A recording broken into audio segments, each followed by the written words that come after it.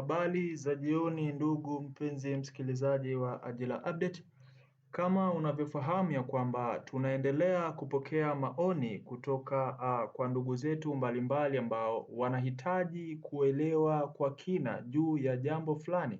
Na kuna ndugu yetu mmoja ambaye alihitaji kufahamu maana barua ama ombi lililotoka tarehe 15 mwezi wa 4 la kujiunga na JW lilikuwa lina utata kidogo, ambapo kuna jamaa yetu alijaribu kusoma, kuna kitu kilimchanganya, lakini ombi lilikuwa sahihi, na hii ni kwenye sifa ambazo zilitajwa, na hapa ni kipengele cha kuwa mtu anahitajika lazima awe amepita JKT. Hivyo kuna rafiki yetu mmoja ametoa changamoto, ameuliza swali ambalo liko technical, anafahamu kuelewa zaidi. Kwa hiyo kuna utata ulikuwepo, kama ukisoma juu juu basi utakuwa hujaelewa vizuri. Hivyo ngoja tu preview comment ya mshikaji wetu na kisha tuelezane na tumjibu ipasavyo.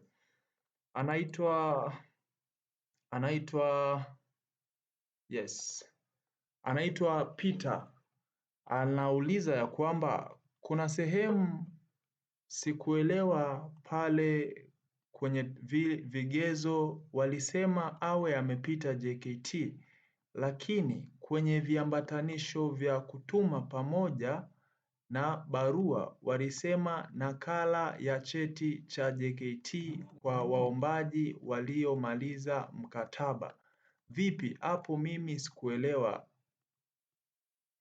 hakuelewa vizuri. Kwa hiyo anasema ya kwamba kwenye sifa walizokuwa wanahitaji pia walisema kwamba mtu amepita JKT, lakini viambatanisho ambavyo vinatakiwa viende na barua walisema kwamba nakala ya cheti cha JKT kwa waombaji waliomaliza mkataba.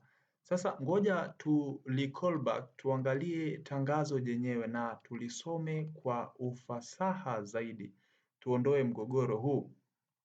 Yes, tangazo hili hapa. Kwenye sifa ni hapa, awe muhitimu. Hii ni sifa, awe muhitimu, amehitimu mafunzo ya Jeshi la Kujenga Taifa kwa mkataba, note point, kwa mkataba wa kujitolea miaka 2 au mujibu wa sheria na kutunukiwa cheti.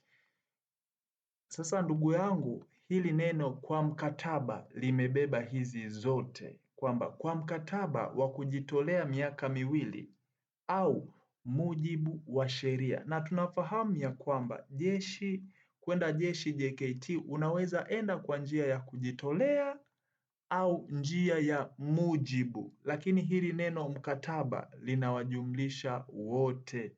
Yani mkataba linajumlisha uwe ulipata mkataba wa njia ya kujitolea au mujibu. Kwa maana hiyo hili neno mkataba limebeba hivi vitu viwili, kwamba kuna kujitolea na mujibu. Ndio maana akasema kwa mkataba wa kujitolea miaka 2 tu au mujibu wa sheria na kutunukiwa cheti.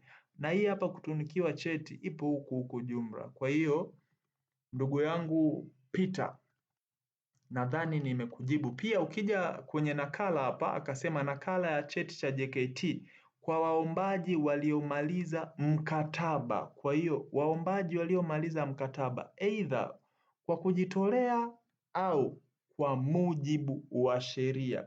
Kwa maana hiyo hili neno mkataba limejumlisha hivi vyote, kujitolea ama mujibu wa sheria.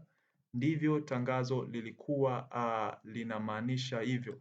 Nadhani ndugu yangu Peter, nimekujibu vizuri, nimekuelezea vizuri ya kwamba lile neno mkataba lilibeba vitu vyote viwili mbele, kwamba kujitolea na kwa mujibu. Ndio maana hata huku chini wakaandika kwa ujumla kwamba huo ushamaliza mkataba, aidha ulienda kwa kujitolea ama kwa njia ya mujibu. Iko hivyo. Nadhani utakuwa umenielewa. Kama ulipata changamoto kidogo, lakini hapo utakuwa umenielewa kwamba neno mkataba lilijumlisha wote wawili. Iko hivyo ndugu yangu Peter. Sasa kama kuna swali jingine, basi tukutane kwenye comment. Na hii ni baada ya kuona watu ambao wameshapigiwa simu wengi, na baadhi ya watu tushapata washikaji ambao wana washikaji wao ambao waliitwa kabisa kwenye usaili na sasa hivi wapo kambini. Iko hivyo ndugu zangu, chao.